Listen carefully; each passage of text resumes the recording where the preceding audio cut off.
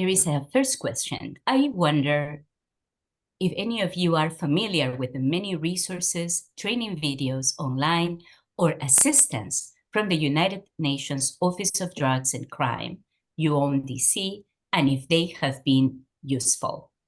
Well, in my work as a prosecutor, yes, I was aware of the support that you could get from UNODC.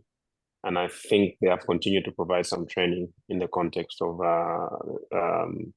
the Directorate of Public Prosecution. So yeah, that's as much as I can say about that. Thank you very much.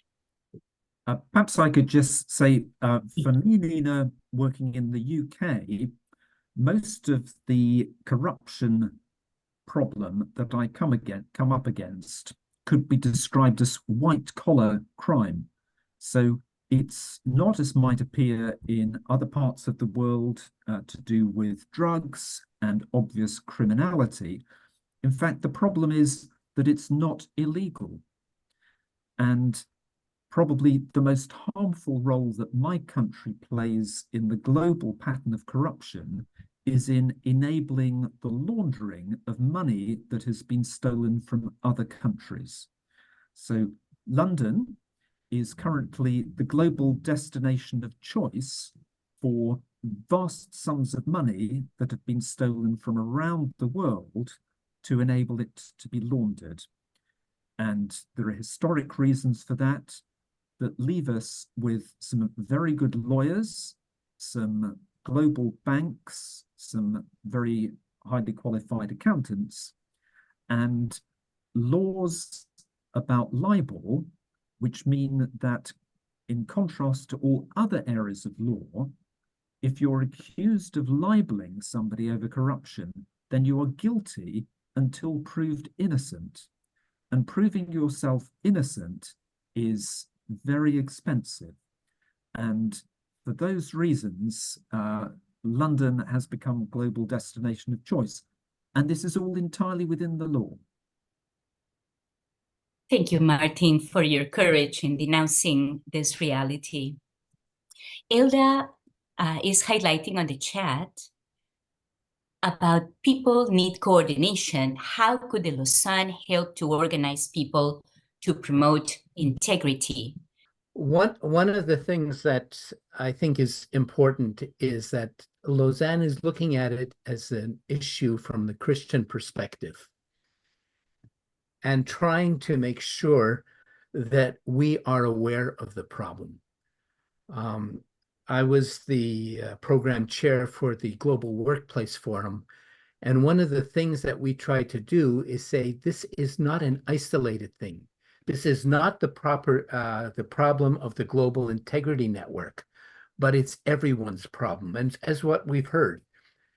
And so one of the things that Lausanne is trying to do is create more of this awareness. But now we have very different tools than 50 years ago. The first Lausanne conference in 1974 was organized by telephone, not even fax. And so we have to step up in terms of what we can do and how we can do it.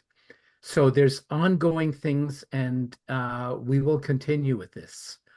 And Winnie, if you could unmute yourself. Okay, thank you very much, especially for those about 3 presentations through the videos. I'm kind of torn between 2 of things that have emerged tonight. Number one, that God is at work, which is very encouraging, because sometimes it feels like the fight against corruption and maintaining integrity is difficult, very, very difficult. But for those of you who have just spoken and are on the front lines, how do you deal with the discouragement that comes from realizing that sometimes the wins are so little, it's like a drop in the ocean, and then vis-a-vis the threat, even maybe to your personal security and safety, as well as sometimes even in our kind of nations, to your families. And then especially as believers, like I live in a country where from time to time they they appoint Christians in the statutory bodies that deal with corruption or fight against corruption. Sometimes you'll see these people will come and last their 3 or 4 or 5-year term and go.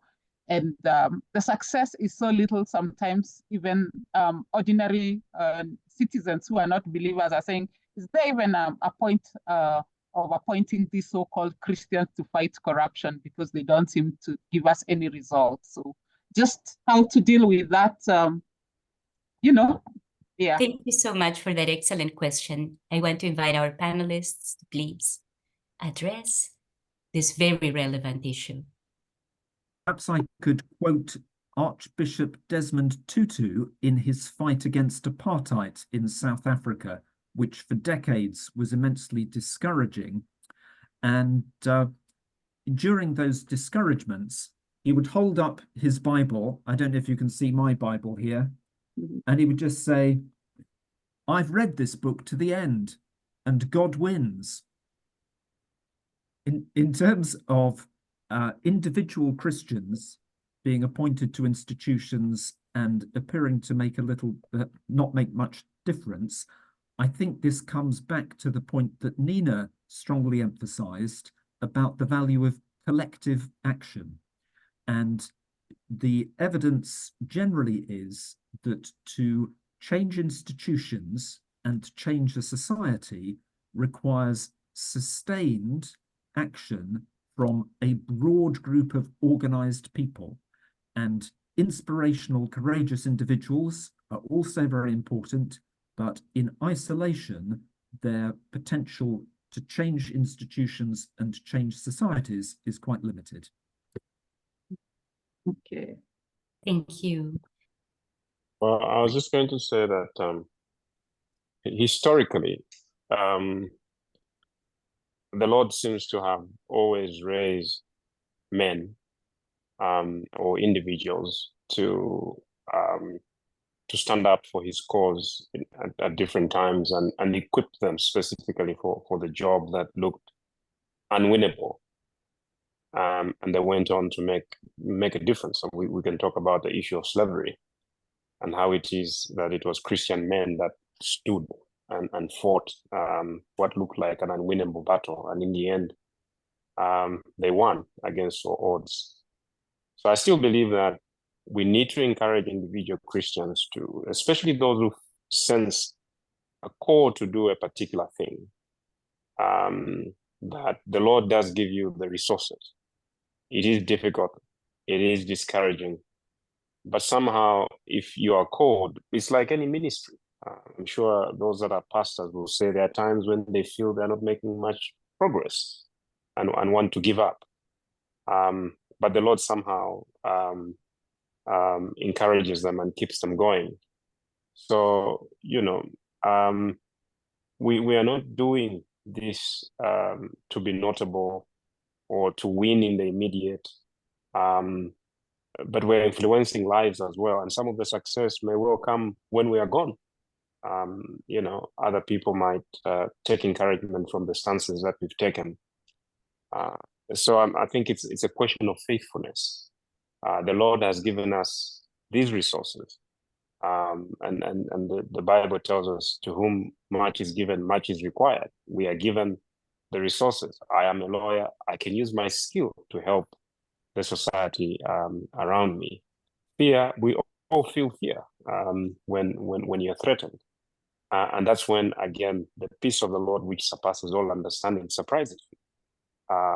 Because sometimes you even forget what you were afraid of in the moment when you felt so frightened, because the Lord somehow has kept you and taken you. Yeah, so without sounding overly pious, I think the Lord gives us the resources that we need to carry through with the work. Ours is just to be faithful. Thank you, Mutembo. I would like to echo those words, but also to connect it to how important it is to go together. This is not a journey for individuals to go alone, because in a few days, individually, we will see that there is nothing we can do of great transcendence. So it is an invitation to go together. This is why I am so delighted that we're here as Christian leaders to reaffirm the super importance of the local congregation. It is the local congregation that needs to be praying with us and for us. It is the local congregation that needs to be marching non-violently to raise these issues before those in power. So we really need to rethink the body of Christ, how it can be a blessing. Marcus Holmgren from Brazil. Bem-vindo, irmão. Obrigado. Eu sou sueco, mas moro no Brasil, então. Good. Thank you for the opportunity. Just something that keeps playing in my mind that is also, I think, maybe something that is predominant in many parts of the world today is the issue of polarization. We seem to live in a polarized world, and we seem to be fostered more and more to be forced to take a stance towards each or other pole. And many values or opinions and things are, as to my perception, also hijacked to be something that belongs to one or the other side.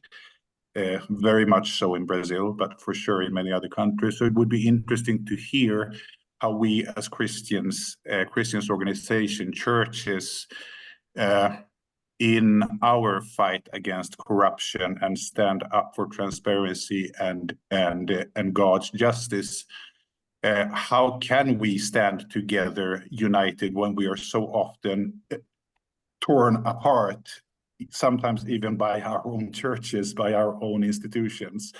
What are tips and ideas on how that can be effectively done so that we can stand up as a united example without compromising anything? Thank you. Thank you for that very important question. I invite the panelists to take note, think about this. I am going to invite Sergio to offer his question as well, and then we will address, the panelists will be free to address either question. Sergio, please. Good afternoon. Well, here's afternoon. I'm from Angola. I just didn't put it there. Well, my question is, we live, so I think this is a feature of the continent, Africa, is that we live in a country that is extremely corrupt, and sometimes it's really hard to apply integrity here. And so I would like to get from you tips on how to apply integrity in such countries. No, this is not just a problem, but also it's regional. It's for the continent, mainly for the east part of the continent. Thank you. Okay. Avoiding polarization, I think my starting point would be immersing ourselves in God's word. And to the extent that we do that, we will be overwhelmed by our awareness of God's commitment to justice, particularly if we have a good translation of the original language. So just to give one instance, the Greek word that is often translated as righteousness in many English New Testaments, the same word outside the New Testament is more usually translated as justice. And if you read very familiar Bible passages and just flip the words, you do come away with an even clearer sense of God's concern for justice. So instead of blessed are those who are persecuted because of righteousness, we hear Jesus saying, blessed are those who are persecuted because of justice. And that puts justice absolutely central in our thinking about Christian discipleship. Now, of course, corrupt leaders don't want anybody focusing on justice because that's getting in the way of their pursuit of political and economic selfish interest. And I know that Nina, as a political scientist, has herself studied the techniques used by political leaders to play, I'm going to call it dog whistle politics. So they will identify particular issues that they think will polarize religious people and then pretend that they care about them and use those to try and attract votes. So in the United States, that will classically be about the issue of abortion, which is clearly very important. But rather than focus on issues of integrity and justice more broadly, a single issue that can polarize Christians will be used to try to attract votes. I'm sure Nina could give a much more eloquent account of how that trick is played and how Christian believers are deceived by political opportunists.